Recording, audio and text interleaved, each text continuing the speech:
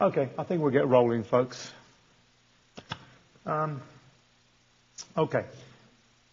We are beginning the so-called clinical part of the course, where we're going to focus on individual species, genera, strains, what have you, that cause particular human diseases.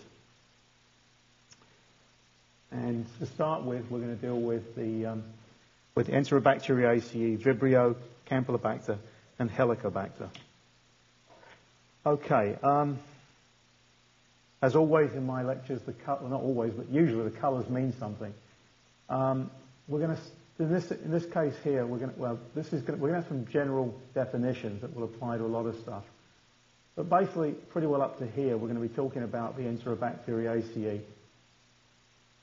Vibrio cholerae is an organism, is not a member of the Enterobacteriaceae, and nor is Campylobacter, and nor is Helicobacter, which is why they're in red.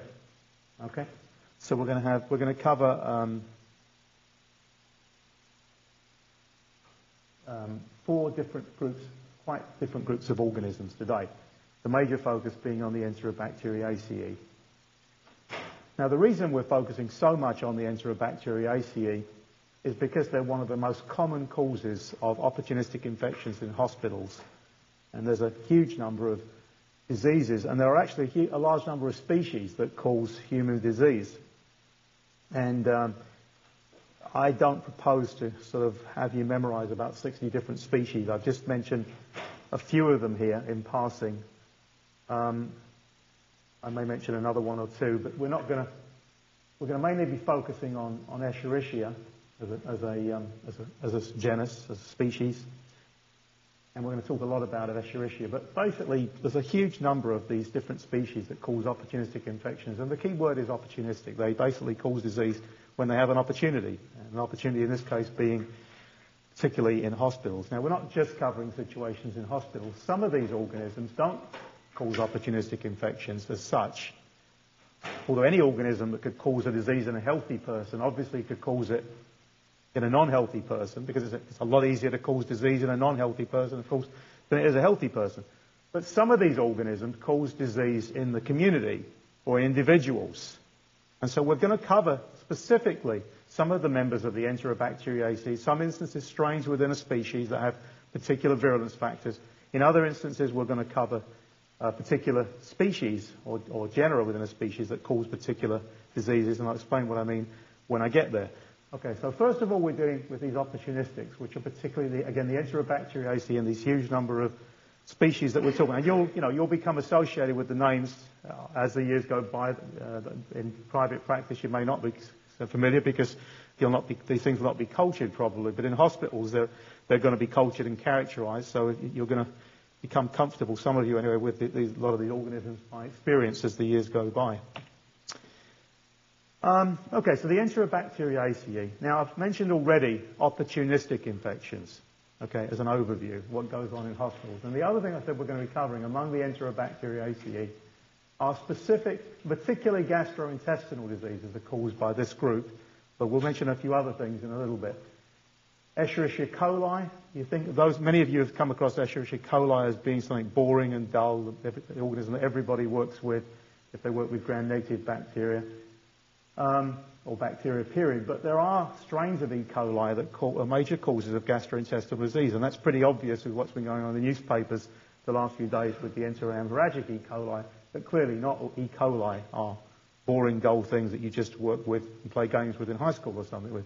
Some of these organisms are major causes of gastrointestinal or invasive disease. Among this, the Salmonella are a major cause in the community of gastrointestinal diseases, as are Shigella. Yersinia enterocolitica is nothing like as common, but it's particularly common in Scandinavia and has been recognized more in this country as the years go by. So we're covering, again, the organisms that cause diseases in healthy, or for that matter, sick people, but there's organisms that are particularly thought of as causing outbreaks, small epidemics, and particularly affecting healthy people. I'm going to mention Reiter's syndrome here, which is a disease many of you may not ever hear of again, but I find this disease still very fascinating. I used to work on it a while ago. The Reiter syndrome is associated with the histocompatibility antigen HLA-B27, and it's a form of reactive arthritis, rather like another disease we're going to talk about later, rheumatic fever or rheumatic arthritis, as opposed to rheumatoid arthritis, which we'll talk about in the Streptococcus lecture. Reiter syndrome is a disease which is set off by an infection, often of the gastrointestinal tract. It can be the urogenital tract, particularly caused by Salmonella, Shigella, or Yersinia. There are also non-Enterobacteriaceae, including Campylobacter and Chlamydia, which have been shown to initiate Reiter syndrome. The local site is an infection, but the organism does not spread and does not almost never spreads, and it is not an infection of joints. It is an inflammatory disease resulting from an infection at a focused site such as the gastrointestinal tract or the urogenital tract. And that's Reiter syndrome, associated with ankylosing spondylitis, which has a much higher, this has about a 75% association with HLA-B27, whereas ankylosing spondylitis has more like over a 90% association. And I don't want to say any more about it than that. It is an interesting disease, and I do remember about 25 years ago when I was at Southwestern Medical School in the rheumatology department there. One occasion there was a patient that showed up, and I happened to be a person who was walking between the infectious diseases and rheumatology department, and what my interest. And the rheumatology department actually got together with infectious diseases to deal with this patient because it was such an unusual, strange thing. But anyway, so you may never see a case of Reiter syndrome. Who knows? But but at least you've been exposed to it. Okay, but of more general importance, Enterobacteriaceae. I've mentioned again that these are particularly, we think about the Enterobacteriaceae as being one of the major causes of diseases in the hospital, along with diseases such as streptococci and staphylococci. And, it tends to sort of vary from decade to decade and hospital to hospital, what the particular problem is in a particular place. But in general, Enterobacteriaceae are one of the major groups of organisms that cause hospital-acquired infection. As regards in community-acquired infection or otherwise healthy people, a few things stand out. For example, Klebsiella pneumoniae is commonly associated with respiratory diseases. It has a particularly prominent capsule, and that's a common theme that we've discussed in the bacterial pathogenesis lecture. If you've got a particularly prominent capsule, it can often be involved in pathogenesis, and this appears to be the case here. As regards urinary tract infections, the most common one is E. coli. And it is believed that what happens is that, people, when they're sort of, wiping, when they've been to the bathroom or whatever, it can spread from the gastrointestinal tract to the urinary tract. So this is a rising infection that rises from the outside going up the urinary tract inside, as opposed to what we're going to be talking about with the enterohemorrhagic E. coli, where the effect on the kidneys and on the urinary tract is from the inside going out. Okay, so this is the source, fecal contamination, usually in this case. The only reason that I mentioned Proteus here, the vast bulk of the cases most urinary tract infections are gram-negative in nature, and many of them are caused by E. coli. The only reason that we mention Proteus here is because the National Board loves questions about weird things. And Proteus happens to be an organism that has a prominent urease, and it degrades urea. And so the urine is often alkaline in a Proteus infection. Okay? So it's not that I consider it particularly such a big deal, but it's something that's why I'm mentioning it. Okay, so often if you get an alkaline urine, you know you have a Proteus infection. Okay, again, still with the Enterobacteriaceae, which will be most of the slides. But I've got 2 lectures on this, I should have pointed out, and there's about 66 slides I calculate. So we're going to do half of it today. We're going to stop halfway through the Salmonella, and the next lecture will finish the rest of it. Okay? Okay, the Enterobacteriaceae are gram-negative facultative anaerobic rods. And I don't have to explain that again because you all know very well from the basic part of the course what a facultative anaerobic rod is. We didn't cover this. These organisms are oxidase negative. That is, so there's no cytochrome oxidase, which is part of oxidative phosphorylation. And the reason that's brought up is because it's one way you can often differentiate between the Enterobacteriaceae and things like the Vibrios, or the things that are not members of the Enterobacteriaceae. And so you'll see the opposite statement when we get to, I think it's Vibrios. The oxidase negative, they produce an enzyme which you can easily test for. It's a simple change in colour of a dye. And it tells you whether this enzyme, cytochrome oxidase, is present or not, which is often characteristic of the Enterobacteriaceae. Okay, we're talking a lot about feces today.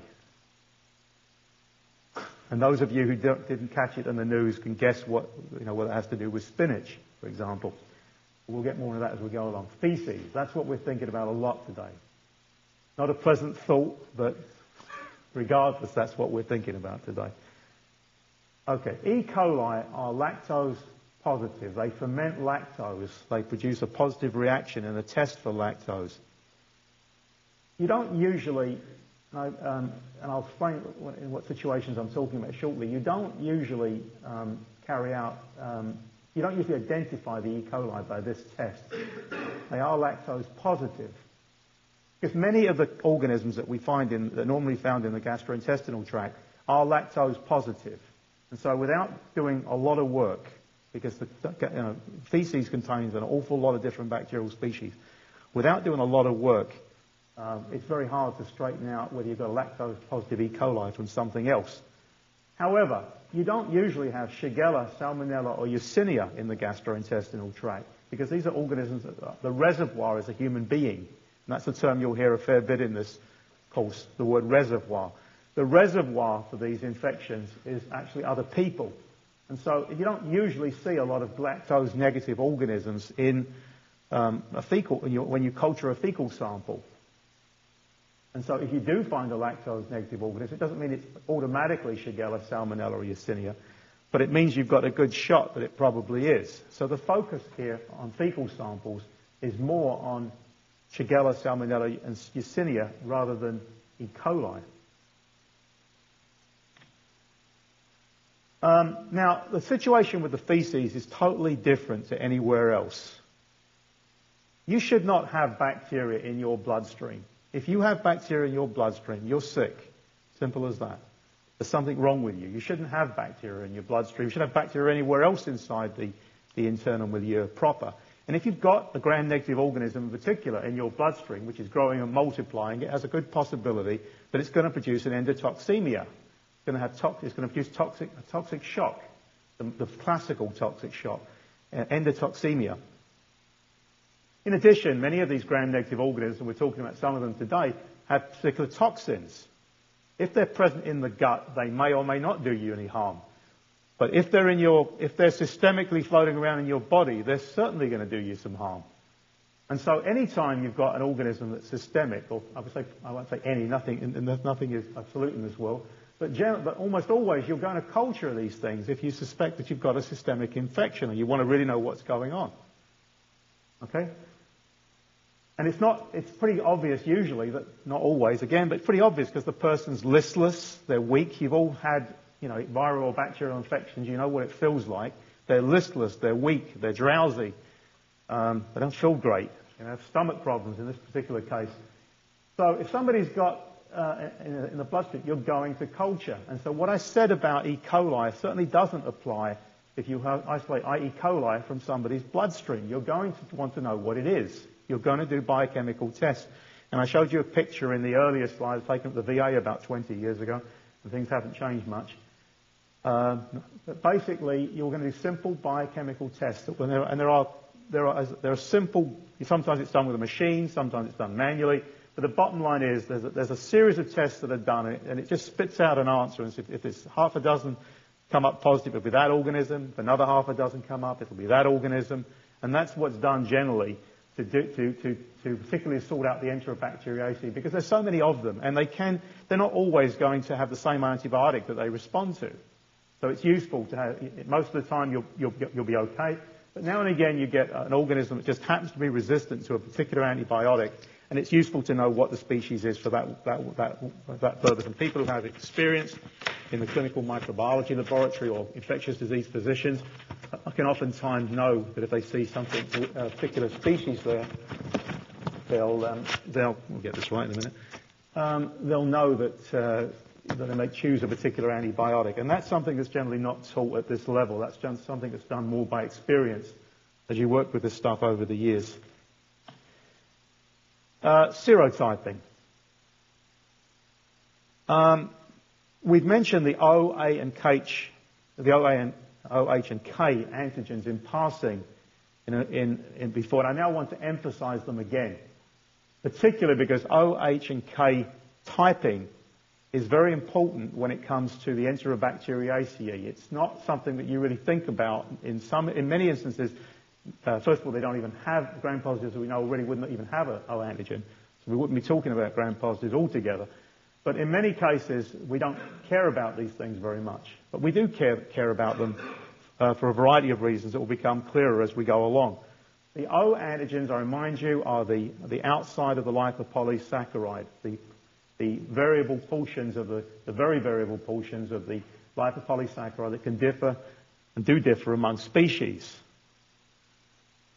The H antigens are the flagellar antigens, and the K are the capsular.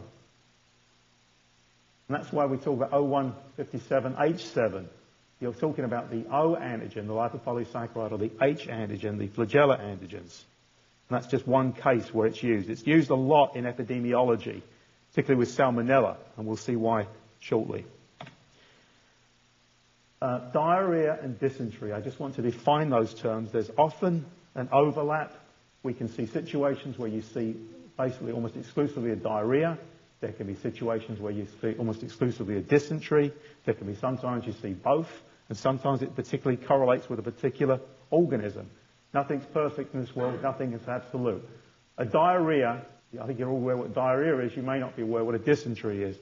A diarrhea is where you have a copious secretion of fluids into the intestinal tract, and the feces becomes very fluid and sort of, wet and gooey and what have you.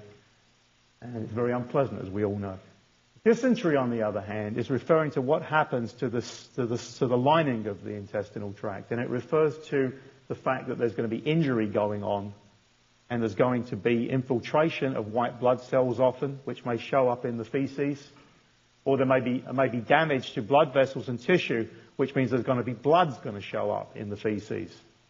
So that's a dysentery as opposed to a diarrhea. And I do not mean these are absolute things that never happen together, as I said already. But they are terms that we use, and particularly, for example, with Shigella, we refer to it as bacillary dysentery.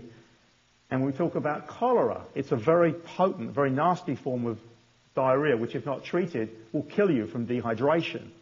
So there are particular cases where we see diarrhea more associated, and the cases where we see dysentery more associated. But you can have a diarrhea and a dysentery, some instances going along together. It's not an absolute thing.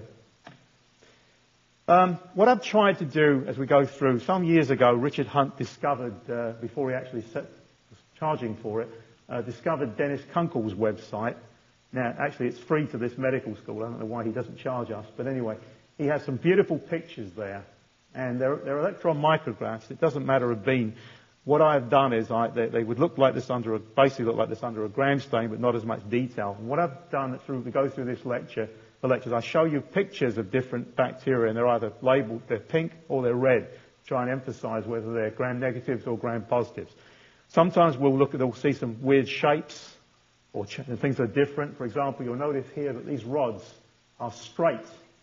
I suppose you'll see a picture of the Vibrios later on where they are curved. You'll see the Campylobacter where they're pleomorphic.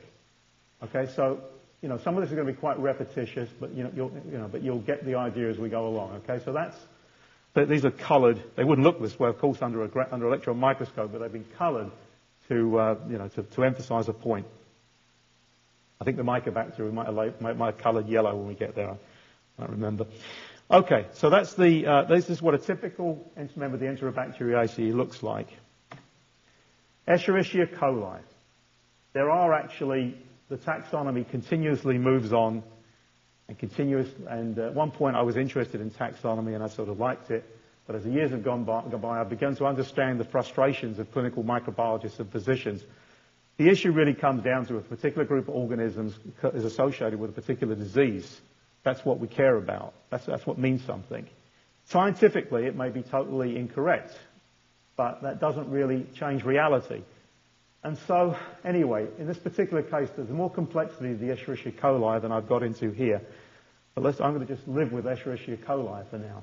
For example, Escherichia coli and Shigella, by any scientific basis, would be considered the same species. We never call Shigella E. coli or vice versa, because over the millennia, or not some millennia, over the decades, we've basically always called a Shigella, and we've always called E. coli an E. coli, and most people continue to do this regardless of anything else. Okay, so that's what we're going to do here. They're genetically very similar. In fact, more than similar, they're actually same members of. They're just different species in the same genus. And not surprisingly, they're so closely related genetically, it should be no shock there are many similarities in their diseases. And you'll hear me talk about one instance with the E. coli, you'll say, well, it's Shigella-like. In another case, you may hear me say it's Salmonella-like. And that's, really not a surprise. Okay, the enteropathogenic E. coli. There are five actually, but one of them I've not got into because I think it's so rare. But there are a number of different groups of E. coli which have very specific characteristics. That doesn't mean you'll ever know this if you see a patient with it, because usually you wouldn't ever go ahead and go that far to see what's going on. But we do know what's going on. In the case of the enteropathogenic E. coli, these are organisms that are actually not penetrating. They're actually sticking to the surface of the epithelium, and they're doing damage at this surface. And particularly you see a fever, more diarrhea, vomiting, nausea, and a non-bloody stools because it's not damaging this epithelium a great deal. Okay, so that's enteropathogenic, and you'll see that it's there, not there or there, and you'll see that there's no toxin mentioned because it's not emphasized in this particular group of E. coli. Now, the word says exactly what it means. Enterotoxigenic E. coli. Doesn't mean it's the only E. coli that produce toxins. There are a particular group of organisms that have particular characteristic. This is a diarrhea that resembles cholera, Vibrio cholerae, which is not a member of the Enterobacteriaceae, but there's a toxin that's similar, and it's not that difficult to pass things among these organisms, even if they're not members of the same family. And so these have a diarrhea like cholera. It's milder, and it often occurs when people are going to places like Mexico, so it's referred to as traveler's diarrhea. It's not the only form of traveler's diarrhea, but it's one form of it. That's enterotoxigenic. Now, when you're talking about the enterotoxigenic, as opposed to the enterohemorrhagic E. coli, here we have two particular toxins, heat labile toxin and the more recently discovered heat stable toxin. The choleragen refers to cholera toxin, which is the major toxin and which was discovered many years before the E. coli toxin. And that's why it's referred to as choleragen. It's not referred to as E. coligen or something, because cholera was the disease that was discovered first. And this toxin does things like cholera toxin. An adenyl cyclase is activated in the surface of epithelial cells, resulting in the production of cyclic AMP, which in turn leads to secretion of water and ions into the intestine. That means that the person becomes dehydrated. Now, in the case of this disease, I mentioned already, it's mild. So, the chances are the person is not going to die from this. Now, in the case of cholera, it isn't mild, and the person will die from it usually if not treated.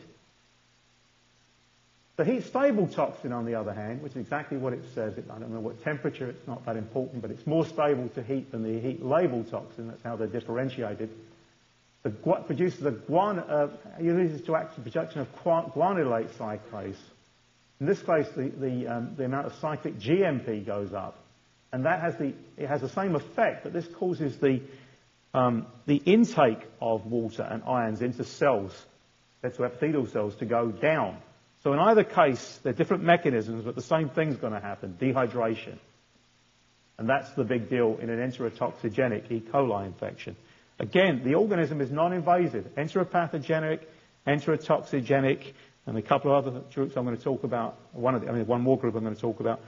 they don't invade. They don't get into the bloodstream. They stay put in the intestine. And again, the word... One second, I'll answer your question. The word invade can mean two different things. Invade can mean invade the epithelium. Invade could mean getting into the bloodstream. You have to listen to what I'm saying, read the notes, and to what I'm talking about. The word invasion is a very vague term. Okay? Go ahead.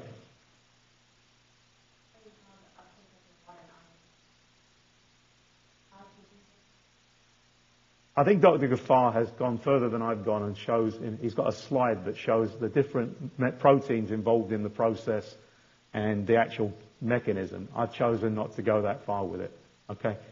But there are some receptors in the cell surface and other proteins that are regulator proteins, and they will actually be hit by this toxin, and these regulator proteins will be up or down in activating these receptors and resulting in production. There are enzymes there that will result in production of cyclic AMP as part of the process. Okay, but I'm not going to go into that sort of detail. Okay, I don't think you need that sort of detail. Okay, but that's what's going on. Okay, so talk to Dr. Ghaffar. He knows more about this than I do. If you want to know more. Okay. All right. Any other question? All right. Enteroinvasive. The enteroinvasive E. coli are quite distinct from the enteropathogenic and the enterotoxigenic E. coli. The enteroinvasive E. coli are, again, that's exactly what I said, but I didn't say invade into the bloodstream. I've specifically shown you this cartoon here. So we're seeing the cell has invaded into the epithelium. And I don't want to see any confusion in this course. Now, if I don't emphasize whether something invades an epithelium or invades the bloodstream, it doesn't mean it's unimportant, but I haven't mentioned it, so you're not responsible. But if I do mention it, then I've probably got a reason, good or otherwise, to do it. And so remember, the key issue is not the word invasive, but the issue is invading here of the epithelium, not getting into the lumen and not getting into the bloodstream. This is not a systemic disease. And we care about this a lot because you treat somebody. A lot of times, if somebody's got a gastrointestinal infection and they don't feel, and they may feel a bit bad. They may take a day or two off work. In many cases, they don't even go see a physician. And you can't buy antibiotics over the shelf.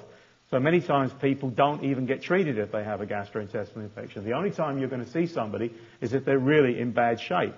And in some instances, it's standard protocol that you don't treat with an antibiotic because it doesn't seem to do much except cause the organism to be shed more and cause infections in other people. So when we're talking about a gastrointestinal infection, the big deal is how bad is it? When something gets into the bloodstream, as I've said already, there's no discussion how bad is it. It's bad. Okay? So that's one of the reasons we're making this big deal about invasiveness, not because I particularly care whether unfortunately for the boards you do have to care, but not because I particularly care whether it invades an epithelium, because it makes a big difference if it's in the bloodstream or if it's local. Okay, now we are at the new spinach disease. Okay, enterohemorrhagic E. coli. And this is why we care.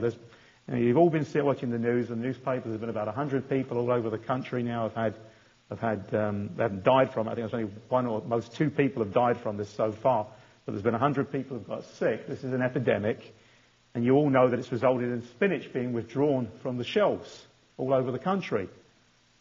I mean, we aren't withdrawing them from the shelves for enteropathogenic E. coli. We aren't withdrawing them for enterotoxigenic E. coli. We're withdrawing them specifically for this disease. So clearly it makes a difference what disease we're talking about. And I do use that word in the real world because, the classroom or sometimes the research lab is not the real world. Okay? Now, I don't know. The investigation's not been completed, but presumably what we're talking about here is that somebody's been treating these on some farm somewhere, has somehow let manure, possibly from cattle, some other animal, who knows, but particularly cattle, has got on the spinach. I'm assuming this is, and I don't know this, and I'm not sure anybody knows it, but we certainly would think it was not from people, because if it was from people, it would mean that those people were already infected with enterohemorrhagic E. coli, and presumably some of them would have the disease. So, anyway, that's the sort of thing that goes on. This was first described, it wasn't that long ago, I don't remember, maybe, certainly since I've been teaching medical students, maybe 15, 20 years ago, I don't know. It was originally described as an infection at the Jack in the Box in Texas, where a group of people got infected by eating hamburgers, and that's why it does have, and microbiology does have an effect, just like going on a plane has an effect in whether you can take water on. Well, we all know that it's a requirement now when you cook hamburger that it has to have a certain temperature inside the meat, otherwise, it's not acceptable to eat. And any hamburger joint in the country now will be doing that, or they're going to have lawsuits. So that's where we started with enterohemorrhagic E. coli, and it's traditionally been thought about as being associated with hamburgers. But it can obviously be, it's been known that it does occur in contamination of vegetables, and you see another example today. And we'll probably forget about spinach after a couple of years. It'll be something else. Who knows? Maybe next time it'll be tomatoes. I don't know. But at the moment, that you've had an example of how you can get this infection, but it's been particularly associated with hamburgers in the past, or uncooked meat, or poorly cooked meat, I should say. By the very nature of the fact it's H7, that immediately tells you, we're talking, not all these organisms necessarily are flagellated in the Enterobacteriaceae, but this one's got a very, very prominent form of flagella. You can see how huge these things are. And the O antigen again would be 157. Okay, so we particularly talk about the OH and sometimes the K antigens. In this case, the K antigen is not particularly associated particularly with this group of organisms. It may be variable, but what is the big deal in this case is the O and the H antigens. And I don't emphasize it anywhere else because there's no reason to emphasize it anywhere else. But any member of the Enterobacteriaceae could have an O, a K, an O and H, and if it has a capsule, a K antigen. And I said, this slide was put together before the last couple of weeks, so it doesn't say spinach. And that's what I keep emphasizing. Microorganisms are living things, and they change from year to year. And this one's changed in the last couple of weeks. So we have to be ready. We have to learn certain things for exams. But once we get into the real world, we have to realize every year we have a different group of organisms that becomes important for 1 year or 2 years, and then in many cases rapidly nobody cares about it anymore. But anyway, this disease, particularly with meat, hemorrhagic is the bloody, copious diarrhea, which there are fused leukocytes, and it doesn't usually produce a fever. When it's referred to as hemolytic uremic syndrome, which is the nastier form of it, you see a hemolytic anemia, a thrombocytopenia, and kidney failure, and that's why this disease is such a problem, because the organism gets into the bloodstream and again descends from the bloodstream through the kidney and can cause kidney failure. Okay, go ahead. Would it be considered dysentery diarrhea? Again, don't ask me why this happens. These are, particular diseases, they get defined this way. I mean, bacillary dysentery, for example, is called bacillary dysentery. You do see diarrhea in bacillary dysentery.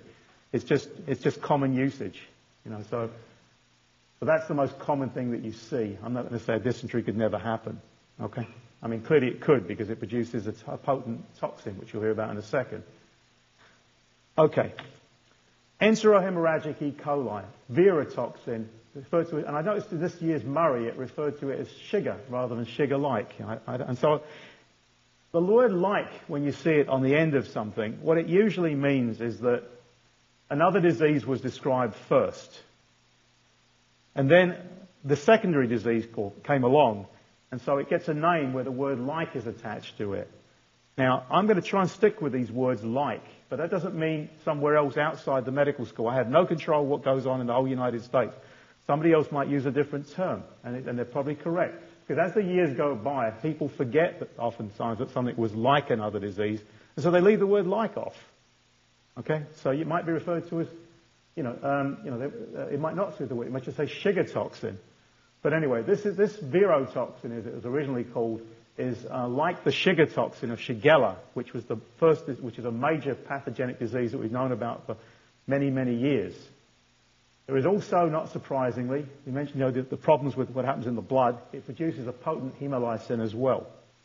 Okay, so there's two toxins associated with enterohemorrhagic E. coli. And that doesn't mean that they're the only E. coli that can ever, under any circumstances, produce verotoxin, because An E. coli is an E. coli is an E. coli, and things can get transferred on plasmids and phages and what have you around between one organism and another. So it's not an exclusive thing, but particularly the problem is that this organism, say, gets into the bloodstream. And if you're producing a virotoxin in the intestine, it may be one issue.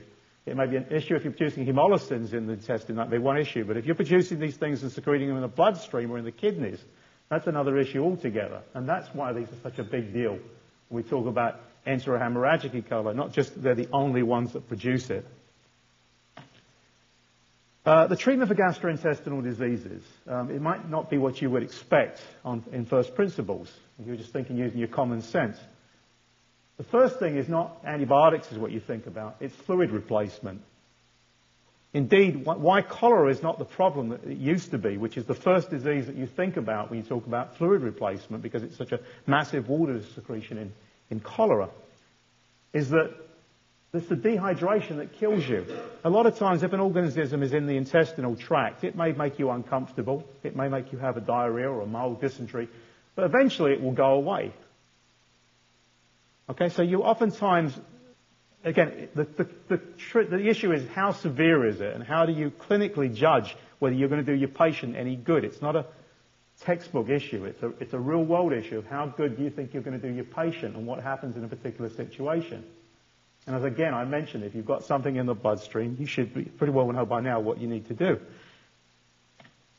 Okay, so let's talk a little bit about pathogenesis factors now.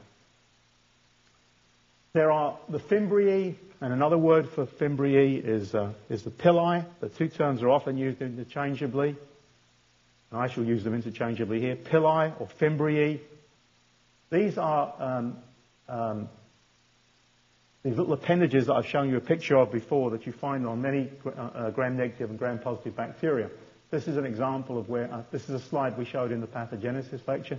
And I said that when we get to particular lectures, we're going to bring these things up again and go over them a little more if we have the time. In this case, there are many different types of fimbriae, but two that are particularly well characterized are the type 1 and the P fimbriae. Different strains of E. coli can have type 1, which binds to mannose, it binds to glycoproteins on epithelial cells, or it can bind to galactose components of the cell surface, glycoproteins and lipids. And they're not particularly associated with a particular disease. They've been studied a great deal in urogenital infections, but they're there and they do presumably contribute, but this is one thing among many. So those are that's E. coli. Now there are other species of E. coli nowadays, but they're very rarely involved with human disease. And when we mostly think about Escherichia, we think about Escherichia coli. Okay, Shigella. Now, things are different here in terms of what you need to know. There are 4 different species of Shigella. Any one of these species can cause bacillary dysentery. And as a good question that was asked me just now about when we see diarrhea and dysentery, I'm not saying you never see diarrhea in bacillary dysentery, but the predominant thing is dysentery, and it's been named because of the occurrence of dysentery in this particular disease. It's the classic bacillary dysentery. Another term for it is shigellosis, because in the clinical laboratory you don't generally differentiate which one of these species it is. It could be any one of them. As we said already, this is a dysentery, so there's often a bloody feces, intestinal pain, and pus, the hallmarks of dysentery. But again, not always. Now, one of the reasons, let's see if I've got it on my next slide. Well, we'll get there in a minute. There are different things that happen in shigellosis versus salmonellosis clinically, and we'll get there in a second. Okay, so shigellosis, again, these little cartoons, this is the gut lumen. In this case, it has got into the epithelium. It has not got into the bloodstream proper or into the lymphatics. There's epithelial cell damage within 2 to 3 days. Now, this can go on for quite a while. They can this organism can reside there for quite a long time, weeks. Okay, so this can reside there for quite a long time, but the epithelial damage occurs quite quickly, within a few days. This is another of off the website.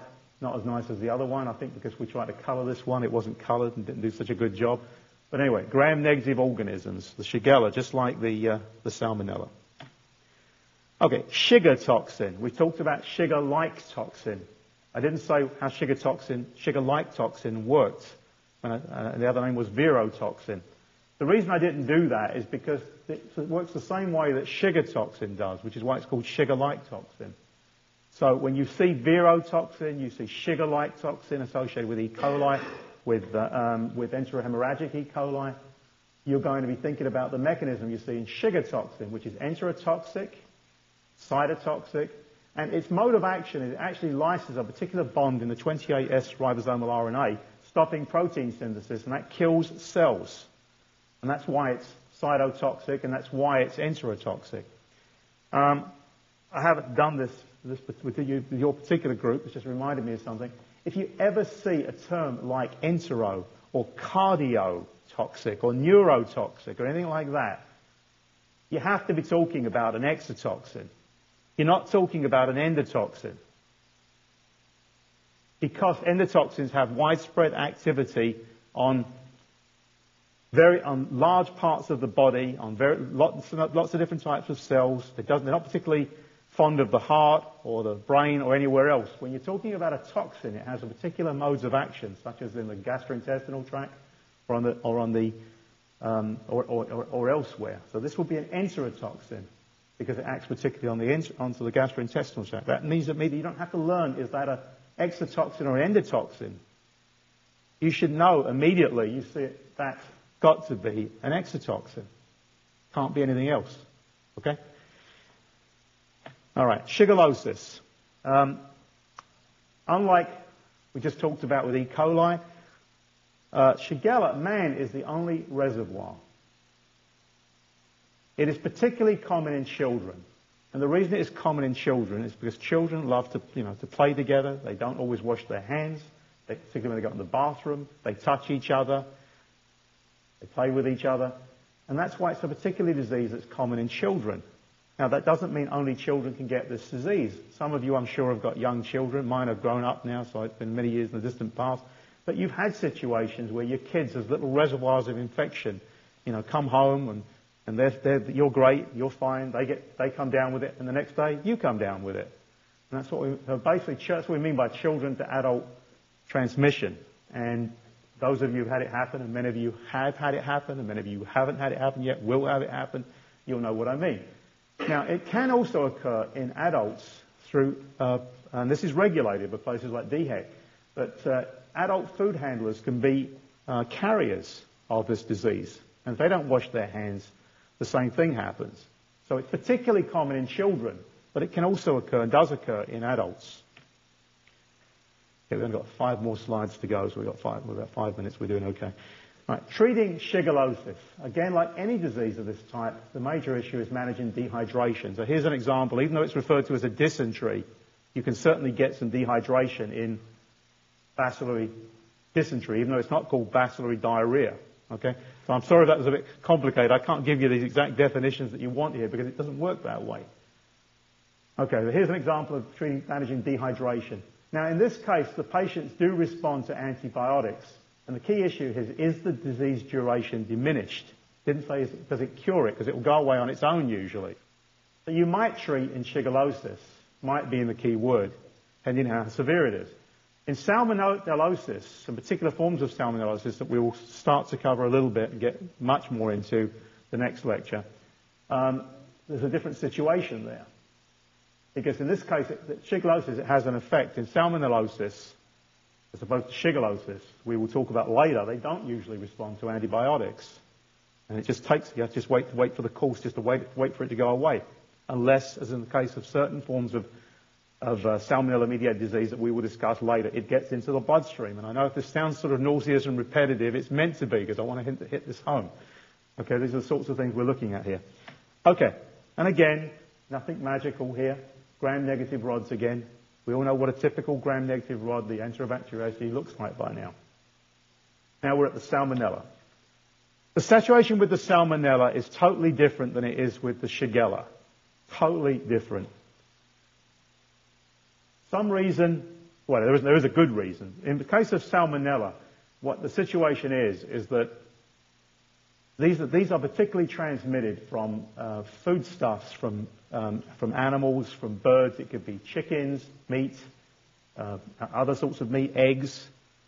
It's particularly the thing that's transmitted from animals.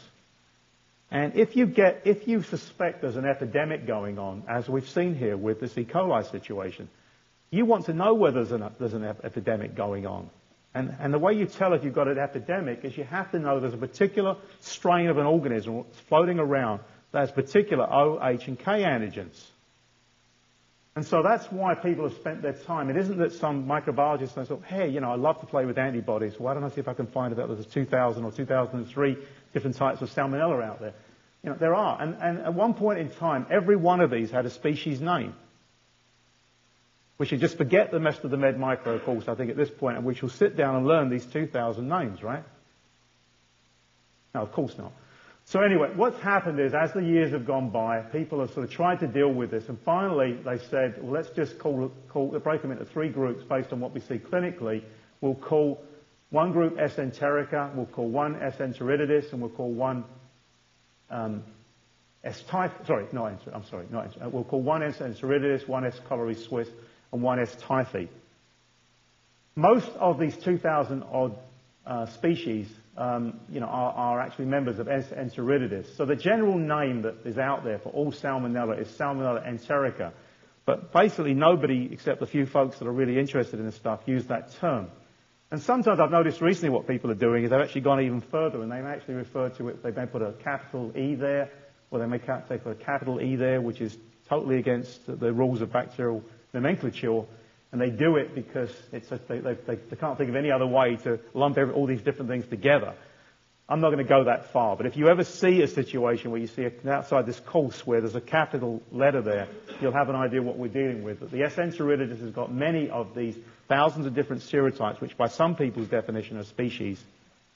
S. cholerae suis is pulled out because it's got a particular disease characteristic that we're going to talk about.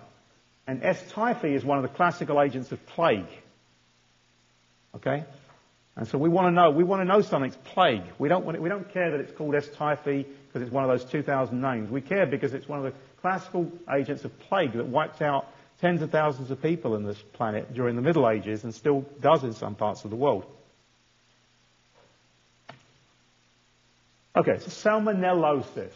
Now this is most of the 2,000 odd species, strains, whatever you want to call them, that we're talking about. Salmonellosis, as opposed to shigellosis. Shigellosis being where there's a human carrier, 4 species. Salmonellosis, where we're talking about these thousands of different names have all been lumped into one. Salmonella enteritidis, as opposed to Salmonella cholerae suis and Salmonella typhi that we'll talk about next time. Okay, this is the common Salmonella infection. I didn't say it's the most life-threatening. I didn't say it's the most deadly. I said it's the most common because it's transmitted from things like poultry, eggs, particularly from chickens, but it can come from other animals as well. There's no human reservoir. We don't generally see salmonellosis transmitted from person to person. I didn't say we never see salmonella transmitted from person to person, because we do in the case of Salmonella typhi. But I'm not talking about typhi, and I'm not talking about cholerae suis at the moment. I'm talking about salmonellosis, everything but those couple of species. So there is no human reservoir in salmonellosis. There certainly is a human reservoir in typhoid. It's referred to as a gastroenteritis, where there's nausea, vomiting, and non-bloody stools. And the thing is, it's usually self-limiting. Some cases of salmonella, certainly not. They can sometimes go on for weeks. So that's why it says the word is usually self-limiting. And that's why you generally don't give an antibiotic, because it doesn't seem to do very much in terms of stopping the disease, of affecting the course of the disease. It's a thing that physicians have learned from treating patients, not something that they've got out of a book. Okay, salmonellosis. In this instance, the organism, as opposed to Shigella, which usually is on the surface here. Shigella also, as opposed to Salmonella typhi, which actually invades. Salmonellosis, the organism stays put. That's an important distinction between typhi that we're going to discuss next time. And again, in uncomplicated cases, the vast majority, antibiotic therapy is not useful. And there's no major mechanistic or huge, biological, biochemical basis for this. It's what people have found out by working with patients over the years that this is the case. I think I have one more slide. Okay. Now, I've talked about salmonellosis so far because it's the most common. We pull out Salmonella cholerae suis, which is one of the millions of names that we've talked about already, because it does something a little bit different. In this instance, it's much less common, but it's certainly not the incidence that's the big deal. But it can occasionally cause a septicemia. And we've emphasized already the issue with something getting into the bloodstream. And again, if something gets into the bloodstream, antibiotics are going to be essential. Okay, I'm going to leave it there, and we're going to talk about the causative agent of plague, typhoid, next time. We've dealt with two of the groups now of Salmonella. We'll be going on to the third group next time. Okay, thank you very much.